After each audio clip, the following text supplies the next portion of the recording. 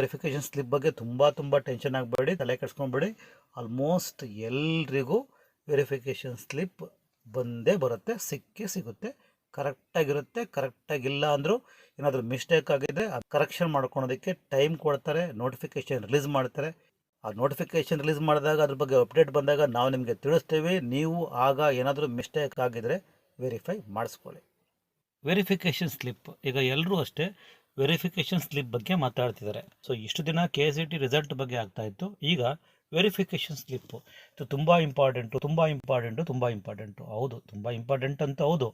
But ಎಲ್ರಿಗೂ ಅಷ್ಟೇ, ಯಾರ್ಯಾರು ಅಪ್ಲಿಕೇಶನ್ ಅಪ್ಲೈ ಮಾಡಿದಿರೋ ಎಲ್ರಿಗೂ ವೆರಿಫಿಕೇಷನ್ ಸ್ಲಿಪ್ ಬಂದೇ ಬರುತ್ತೆ. ಅದರಲ್ಲಿ ಏನಂತ ದೊಡ್ಡ ಮಹತ್ವ ಇಲ್ಲ.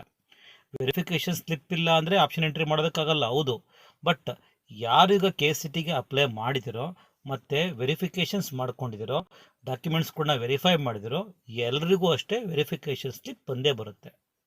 ಹಾಗಾಗಿ ಟೆನ್ಷನ್ ಮಾಡ್ಕೋಬೇಡಿ, ವೆರಿಫಿಕೇಷನ್ ಸ್ಲಿಪ್ ಅಂತೂ ಎಲ್ರಿಗೂ ಬರುತ್ತೆ. ಒಂದು ವೇಳೆ ವೆರಿಫಿಕೇಷನ್ ಸ್ಲಿಪ್ಪಲ್ಲಿ ನೀವು ರಿಸರ್ವೇಷನ್ಗೆ ಅಪ್ಲೈ ಮಾಡಿದಿರಾ, ಕ್ಲೈಮ್ ಮಾಡಿದಿರಾ, ಅದು ಕ್ಲೈಮ್ ಆಗಿಲ್ಲ ಅಂದರೂ ಸಹ ನೀವು ಆಮೇಲೆ ಮತ್ತೆ ಮಾಡಿಸ್ಕೋಬಹುದು. ಹಾಗಾಗಿ ಏನು ವರಿ ಮಾಡಬೇಡಿ. ವೆರಿಫಿಕೇಷನ್ ಸ್ಲಿಪ್ಪಲ್ಲಿ ಅಪ್ಡೇಟ್ ಮಾಡೋ ಡಾಕ್ಯುಮೆಂಟ್ಸ್ಗಳು ಕರೆಕ್ಟಾಗಿ ಇದಾವಾ ಇಲ್ವಾ ಅಂತ ಚೆಕ್ ಮಾಡ್ಕೋಬೇಕು, ರ್ಯಾಂಕಿಂಗ್ ಚೆಕ್ ಮಾಡ್ಕೊಬೇಕು, ಓಕೆ. ಬಟ್ ಎಲ್ರಿಗೂ ವೆರಿಫಿಕೇಷನ್ ಸ್ಲಿಪ್ಪು ಸಿಗುತ್ತೆ, ಹಾಗಾಗಿ ಟೆನ್ಷನ್ ಮಾಡ್ಕೊಬೇಡಿ. ವೆರಿಫಿಕೇಷನ್ ಸ್ಲಿಪ್ಪು ಯಾವ ರೀತಿ ಇರುತ್ತೆ, ವೆರಿಫಿಕೇಷನ್ ಸ್ಲಿಪ್ಪನ್ನು ಹೇಗೆ ಡೌನ್ಲೋಡ್ ಮಾಡ್ಕೋಬೇಕು, ವೆರಿಫಿಕೇಷನ್ ಸ್ಲಿಪ್ಪನ್ನು ಚೆಕ್ ಮಾಡೋದು ಹೇಗೆ, ವೆರಿಫಿಕೇಷನ್ ಸ್ಲಿಪ್ಪು ಡೌನ್ಲೋಡ್ ಮಾಡ್ಕೋತೀರ, ಡೌನ್ಲೋಡ್ ಮಾಡ್ಕೊಂಡ್ಮೇಲೆ ಮುಂದೆ ಏನು ಮಾಡಬೇಕು ನೋಡಿ. ವೆರಿಫಿಕೇಷನ್ ಸ್ಲಿಪ್ಪು ಲಿಂಕ್ ಈ ರೀತಿ ಇರುತ್ತೆ. UGCET verification slip download link ಅಂತ ಬರುತ್ತೆ, ಓಕೆ. ಇದು 2025 2026 ರಿಲೀಸ್ ಆದಾಗ ಗೊತ್ತಾಗುತ್ತೆ. ಹಾಗೆ ವೆರಿಫಿಕೇಷನ್ ಸ್ಲಿಪ್ಪನ್ನು ಯಾವಾಗ ರಿಲೀಸ್ ಮಾಡ್ತಾರೆ ಅಂದರೆ ಟೈಮ್ಸ್ನು ಮುಂದೆ ಹೇಳ್ತೀನಿ. ವೆರಿಫಿಕೇಷನ್ ಸ್ಲಿಪ್ ಅನ್ನೋ ಲಿಂಕನ್ನು ಕ್ಲಿಕ್ ಮಾಡಿದಾಗ ಈ ಪೇಜ್ ಓಪನ್ ಆಗುತ್ತೆ. ನೀವು ಇಲ್ಲಿ ನಿಮ್ಮ ರಿಜಿಸ್ಟರ್ ನಂಬರ್ನ ಮತ್ತು ಪಾಸ್ವರ್ಡ್ನ ಹಾಗೆ ಕ್ಯಾಪ್ಚಾ ಎಂಟ್ರಿ ಮಾಡಿ ಲಾಗಿನ್ ಆಗಬೇಕು. ಲಾಗಿನ್ ಆದಮೇಲೆ ನಿಮಗೆ ವೆರಿಫಿಕೇಷನ್ ಸ್ಲಿಪ್ಪನ್ನು ಡೌನ್ಲೋಡ್ ಮಾಡ್ಕೊಬೇಕು.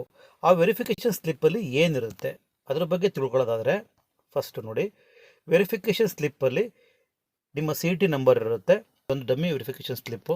ಇಲ್ಲಿ ಯಾವುದೇ ರೀತಿ ವಿದ್ಯಾರ್ಥಿಗಳ ಸಂಬಂಧ ಇಲ್ಲ, ಒಂದು ಡಮ್ಮಿ ವೆರಿಫಿಕೇಷನ್ ಸ್ಲಿಪ್ ಇದು. CET ನಂಬರ್ ಇದೆ, ನೇಮ್ ಇದೆ, ಇಂಜಿನಿಯರಿಂಗ್ ರ್ಯಾಂಕ್ ಇದೆ, ಅಗ್ರಿ ರ್ಯಾಂಕ್ ಇದೆ, ವೆಟರ್ನರಿ ಸೈನ್ಸ್ ರ್ಯಾಂಕ್ ಇದೆ, B ಫಾರ್ಮಾ D, ಹಾಗೆ ಆರ್ಟಿಕಲ್ಚರಲ್ಲು, BSc AG, veterinary science, PNYS, ಹೀಗೆ ಎಲ್ಲ ಏನು ರ್ಯಾಂಕಿಂಗ್ ಇದೆಯೋ ಇಲ್ಲೂ ಅದೇ ರ್ಯಾಂಕಿಂಗ್ ಇರುತ್ತೆ. ಆಲ್ಮೋಸ್ಟ್ ಎಲ್ರಿಗೂ ಇರುತ್ತೆ. ಒಂದು ವೇಳೆ ಇಲ್ಲ ಅಂದರೆ ವೆರಿಫಿಕೇಷನ್ ಸ್ಲಿಪ್ಪು ಪ್ಲಸ್ ನೀವು ಡೌನ್ಲೋಡ್ ಮಾಡ್ಕೊಂಡಿದ್ರಲ್ಲ ಆಗ ರಿಸಲ್ಟ್ ಬಂದಾಗ ಆ ಸ್ಲಿಪ್ಪು ತೊಗೊಂಡೋಗಿ ನೀವು KE ಆಫೀಸ್ಗೆ ಹೋಗಿ ಅಲ್ಲಿ ವೆರಿಫಿಕೇಷನ್ ಮಾಡಿಸ್ಕೊಬೋದು. ಡಾಕ್ಯುಮೆಂಟ್ ಲಿಸ್ಟು, ನೀವು ಯಾವ್ಯಾವ ಡಾಕ್ಯುಮೆಂಟ್ಸ್ನ ಅಪ್ಲೈ ಮಾಡಿದ್ದೀರಾ ಅಂತ. ಒಂದು ವೇಳೆ ನೀವೇನಾದರೂ SC ST ಆಗಿದ್ದರು ಅದನ್ನು ಕ್ಲೈಮ್ ಮಾಡಿದರೆ, ಅಥವಾ ಕನ್ನಡ ಮೀಡಿಯಂ ಕ್ಲೈಮ್ ಮಾಡಿದರೆ, ಹೈದರಾಬಾದ್ ಕರ್ನಾಟಕ ಕ್ಲೈಮ್ ಮಾಡಿದರೆ, NCC ಕ್ಲೈಮ್ ಮಾಡಿದರೆ, NSS ಕ್ಲೈಮ್ ಮಾಡಿದರೆ, ಹೀಗೆ ನೀವು ಯಾವುದ್ಯಾವುದು ಅಪ್ಲೈ ಮಾಡಿದಿರೋ ಅದೆಲ್ಲ ಲಿಸ್ಟು ಅಲ್ಲಿರುತ್ತೆ. ಮತ್ತು ಸೆಕೆಂಡ್ PU 7 ಇಯರ್ ಆ ಡೀಟೇಲ್ಸು ಫೆಚ್ ಆಗಿರುತ್ತೆ. ಈಗ ನೋಡಿ ಅಬ್ಸರ್ವ್ ಮಾಡಿ, ಎಲಿಜಿಬಲ್ ಫಾರ್ ಕ್ಲಾಸ್ A, ನೀವು ಕ್ಲಾಸ್ A ಆಗಿದ್ದರೆ ಕ್ಲಾಸ್ A ಅಂತ ಇರುತ್ತೆ, ಇಲ್ಲ class B, class C, what ever. Usually almost ಎಲ್ಲರದ್ದು ಕ್ಲಾಸ್ A ಅಂತ ಇರುತ್ತೆ. ನೆಕ್ಸ್ಟು ಕೆಟಗರಿ, ನಿಮ್ಮ ಯಾವ ಕೆಟಗರಿ ನೋಡ್ಕೋಬೇಕು. ಅದು 2A ಆಗಿದ್ದರೆ 2A ಅಂತ ಇರುತ್ತೆ, 3 ಆಗಿದ್ದರೆ 3 ಅಂತ ಇರುತ್ತೆ, ಜನರಲ್ ಆಗಿದ್ದರೆ GM ಅಂತ ಇರುತ್ತೆ, SC ಆಗಿದ್ದರೆ SC ಅಂತ ಇರುತ್ತೆ, ST, ಹೀಗೆ ನಿಮ್ಮ ಕೆಟಗರಿಗಳನ್ನ ಅಲ್ಲಿ ಕರೆಕ್ಟಾಗಿ ಮೆನ್ಷನ್ ಆಗಿರುತ್ತೆ, ನೋಡ್ಕೊಳ್ಳಿ. ರೋಲ್ ಕೋಟಾ, ಇಲ್ಲಿ ಕ್ಲೈಮ್ ಆಗಿಲ್ಲ ಅವರು, ಏನಾದರೂ ಕ್ಲೈಮ್ ಮಾಡಿದ್ರೆ S ಅಂತ ಬಂದಿರುತ್ತೆ. ಕನ್ನಡ ಮೀಡಿಯಂ ಕೋಟ ಅವರು ಕ್ಲೈಮ್ ಮಾಡಿರೋದಕ್ಕೆ ನೋ ಅಂತ ಬಂದಿದೆ, ನೀವು ಕ್ಲೈಮ್ ಮಾಡಿದ್ರೆ S ಅಂತ ಬರುತ್ತೆ. Same Hyderabad Karnataka. Supernumerary quota, SNQ quota eligible ಆಗಿದ್ದೀರಾ, ಅಲ್ಲಿ ಎಲಿಜಿಬಲ್ ಅಂತ ಬಂದಿರುತ್ತೆ.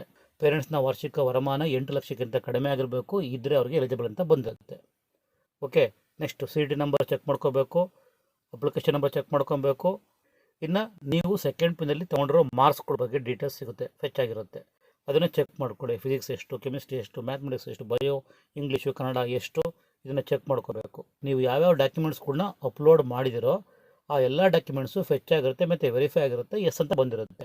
ಸಪೋಸ್ ಒಂದು ವೇಳೆ ನೀವು ಕನ್ನಡ ಮೀಡಿಯಂ ಅಪ್ಲೈ ಮಾಡಿದ್ರೆ ಅಂದ್ಕೊಳ್ಳಿ, ಆದರೂ ಇಲ್ಲಿ ನೋ ಅಂತ ಬಂದಿದೆ ಅಂದರೆ ಅದಕ್ಕೂ ನಿಮಗೆ ಟೈಮ್ ಕೊಡ್ತಾರೆ, ಕರೆಕ್ಷನ್ಸ್ ಮಾಡ್ಕೊಳ್ಳೋಕ್ಕೆ ಟೈಮ್ ಕೊಡ್ತಾರೆ. ಬಟ್ ಈ ವರ್ಷದ ವೆರಿಫಿಕೇಷನ್ ಸ್ಲಿಪ್ ಇನ್ನೂ ಬಿಡುಗಡೆ ಆಗಿಲ್ಲ, ಇನ್ನೂ ರಿಲೀಸ್ ಮಾಡಿಲ್ಲ, ಲಿಂಕ್ ಅವೈಲೇಬಲ್ ಇಲ್ಲ.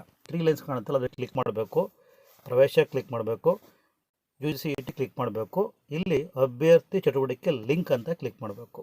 ಕ್ಲಿಕ್ ಮಾಡಿದಾಗ ಇಲ್ಲಿ ನೋಡಿ ಇನ್ನೂ ಲಿಂಕು KEನವರು ರಿಲೀಸ್ ಮಾಡಿಲ್ಲ. ಏನಾದರೂ ನಿಮ್ಮ ರೂರಲ್ ಕೋಟಾ ಕ್ಲೈಮ್ ಮಾಡಿದ್ದೀರಾ, ಕನ್ನಡ ಮೀಡಿಯಂ ಕ್ಲೈಮ್ ಮಾಡಿದ್ದೀರಾ, ಅಥವಾ ಸೂಪರ್ ವುಮರಿ ಕೋಟಾ ಕ್ಲೈಮ್ ಮಾಡಿದ್ದೀರಾ, ಅದು ಯಾವುದು ವೆರಿಫಿಕೇಷನ್ ಅಂತ ಬರ್ತಾ ಇಲ್ಲ, ಎಸ್ ಅಂತ ಬರ್ತಿಲ್ಲ, ನೋ ಅಂತ ಬರ್ತಿದೆ. ಒಂದು ಏನಾದರೂ ಮಿಸ್ಟೇಕ್ ಆಗಿದರೆ ಆ ಮಿಸ್ಟೇಕ್ಗಳನ್ನ ಕರೆಕ್ಟ್ ಮಾಡ್ಕೊಳ್ಳೋದಕ್ಕೂ KE ಅವಕಾಶ ಕೊಡುತ್ತೆ. ಟೆನ್ಷನ್ ಆಗಬೇಡಿ, ಎಲ್ಲದಕ್ಕೂ ಸೊಲ್ಯೂಷನ್ ಇದ್ದೇ ಇರುತ್ತೆ. ವೆರಿಫಿಕೇಷನ್ ಸ್ಲಿಪ್ ಲಿಂಕನ್ನು ರಿಲೀಸ್ ಮಾಡಿದಾಗ ನಿಮಗೆ ನಾವು ಅಪ್ಡೇಟ್ ಕೊಡ್ತೀವಿ.